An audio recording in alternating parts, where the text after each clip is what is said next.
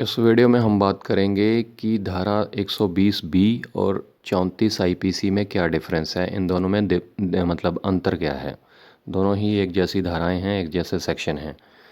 सबसे पहले बात कर लेते हैं 34 आईपीसी के बारे में, उसके बाद बात करेंगे 120 बी के बारे में। तो 34 आईपीसी है क्या। देखिए, सबसे पहले तो इसमें ये कंडीशन है कि कोई भी अपराध करने के लिए एक से ज़्यादा व्यक्ति जब शामिल होते हैं तब ये लगती है। एक से ज़्यादा व्यक्ति शामिल होने चाहिए, ठीक है। मतलब 2 हों, 4 हों, 10 हों, वो कितने भी हो सकते हैं। उसके बाद उन सभी व्यक्तियों का, जितने भी लोग हैं, जो इरादा है, जो इंटेंशन है, वो सेम होनी चाहिए। मतलब सेम इंटेंशन होनी चाहिए, सेम इरादा होना चाहिए। एग्ज़ाम्पल के तौर पे, जैसे 3 लोग हैं, 3 लोगों ने कोई प्लान बनाया किसी को मर्डर करने का, किसी की जान लेने का, किसी को कत्ल करने का।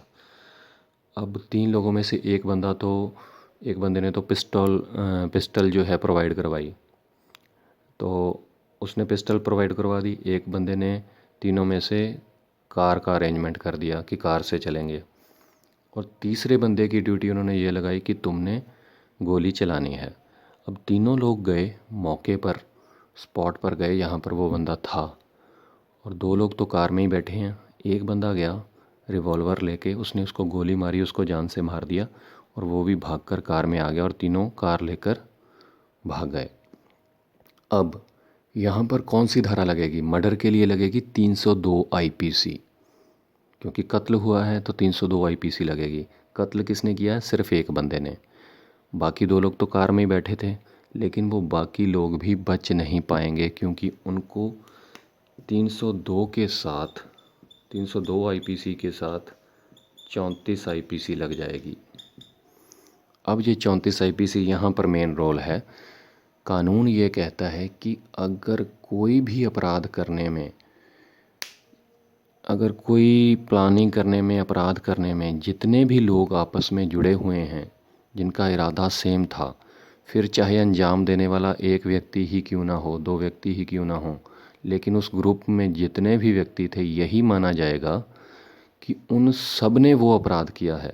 तो यहाँ पर यही माना जाएगा कि उन तीनों लोगों ने कत्ल किया है। चाहे वो कार में ही बैठे थे, लेकिन इरादा तो उनका भी कत्ल करने का ही था। तो कानून ये कहता है कि यही माना जाएगा कि उस ग्रुप में जितने भी लोग थे, उन सभी ने वो अपराध किया है, उन सभी ने वो कत्ल किया है। तो 302 के साथ 34 आईपीसी का लगने का ये मतलब है कि तीनों जितने भी लोग हैं, 3 हैं, 4 हैं, 10 हैं, सब पर 302 आईपीसी लगी है। तो उन तीनों पर मर्डर का चार्ज लगेगा, 302 आईपीसी लगेगी, और तीनों को बराबर की सज़ा मिलेगी। यही है 34 आईपीसी। कि उसमें जो स्पॉट पे मौजूद थे उस टाइम जब अपराध हुआ, और सेम इंटेंशन के साथ वहाँ पर मौजूद थे, सेम इरादे के साथ वहाँ पर गए थे, सेम इरादा लेकर, सेम ऑफेंस करने का, अपराध करने का इरादा लेकर गए थे, तो उनको भी बराबर की सज़ा मिलेगी। फिर ये फ़र्क नहीं पड़ता कि गोली किसने चलाई, जो भी ग्रुप में था उन सब पर 302 का मर्डर का चार्ज लगेगा।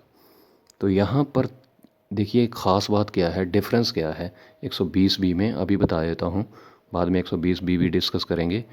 कि यहाँ पर स्पॉट पे होना मौजूद है, फिज़िकल तौर पर जो ग्रुप में बंदे हैं, जैसे 3 लोगों का एग्जांपल दिया मैंने, वो तीनों लोग यहाँ पर मौजूद थे जहाँ पर अपराध हुआ।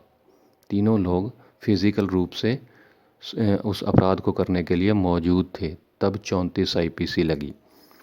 अब मैं आपको बताता हूँ 120 बी के बारे में, उसके बाद आपको बात क्लियर होगी। देखिए, 120 बी आईपीसी जो है, इसमें भी सेम कंडीशन है कि जब एक से ज़्यादा व्यक्ति शामिल हों किसी अपराध को करने के लिए,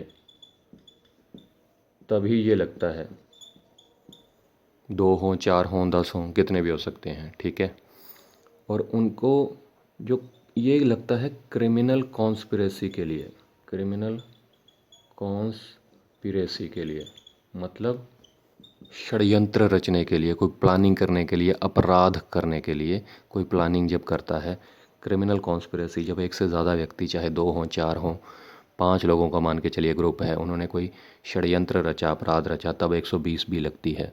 जैसे किसी 5 लोगों के ग्रुप ने बैंक लूटने का प्लान बना लिया। अब इसमें ख़ास बात देखिए, 34 आईपीसी में क्या था कि 3 लोगों का मैंने एग्जांपल लिया, वो तीनों लोग मौके पर मौजूद थे जब अपराध हुआ फिज़िकल रूप से। इसमें क्या है कि इसमें फ़िज़िकल रूप से मौके पर मौजूद होना ज़रूरी नहीं है। 5 लोगों ने बैंक लूटने का प्लान बनाया, एक बंदा बैठा है दिल्ली में, उसने सिर्फ उनको पैसा प्रोवाइड करवाया और हथियार प्रोवाइड करवाए। एक बंदा बैठा है गुजरात में, उसने उनको व्हीकल प्रोवाइड करवाया कि किस व्हीकल से तुम लूटने जाओगे। बाकी 5 लोगों का ग्रुप था, एक दिल्ली में एक गुजरात में है, और 3 लोगों ने पंजाब में आकर बैंक में डकैती कर ली। अब डकैती तो बैंक को लूटा कितने लोगों ने? 3 लोगों ने। बाकी लोग तो मौके पर मौजूद नहीं थे, एक दिल्ली में था, एक गुजरात में था। कोई पैसे प्रोवाइड करवा रहा है, कोई हथियार प्रोवाइड करवा रहा है, लेकिन वो पांचों लोग षड्यंत्र का हिस्सा थे, उस प्लानिंग का हिस्सा थे, क्रिमिनल कॉन्स्पिरेसी का हिस्सा थे। तब कौन सी धारा लगेगी? तब लगेगी 120B, और जितनी भी सज़ा मिलेगी उन सबको बराबर की सज़ा मिलेगी। जैसे कि 34 आईपीसी में मैंने बताया, उसी तरीके से 120B में भी कानून यही कहता है कि उस षड्यंत्र का जितने लोग भी हिस्सा थे, चाहे वो किसी भी तरीके से जुड़े हुए थे, चाहे वो फिज़िकल रूप से उस टाइम मौजूद थे या नहीं थे, लेकिन उनको सज़ा जो है वो बराबर मिलेगी। तो 120B और 34 आईपीसी में यही फ़र्क है।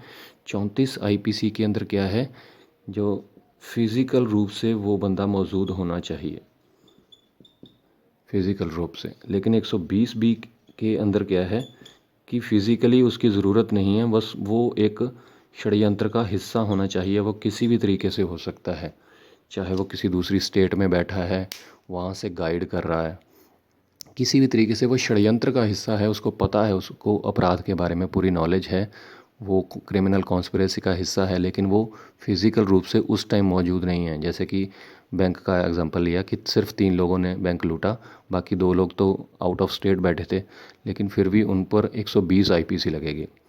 तो अगर सारे जने फिज़िकल रूप से मौजूद हैं, कोई अपराध करते हैं, तो 34 आईपीसी लगेगी। उस टाइम मौके पर मौजूद हैं अगर, तो सेम इंटेंशन के साथ। अगर मौके पर मौजूद नहीं है लेकिन उस षड्यंत्र का वो हिस्सा है, अपराध का के साथ किसी न किसी तरीके से जुड़े हुए हैं, तो 120B लगेगी। यही डिफरेंस है। मुझे लगता है कि सिंपल लैंग्वेज में मैंने बताया, आपको क्लियर हो गया होगा।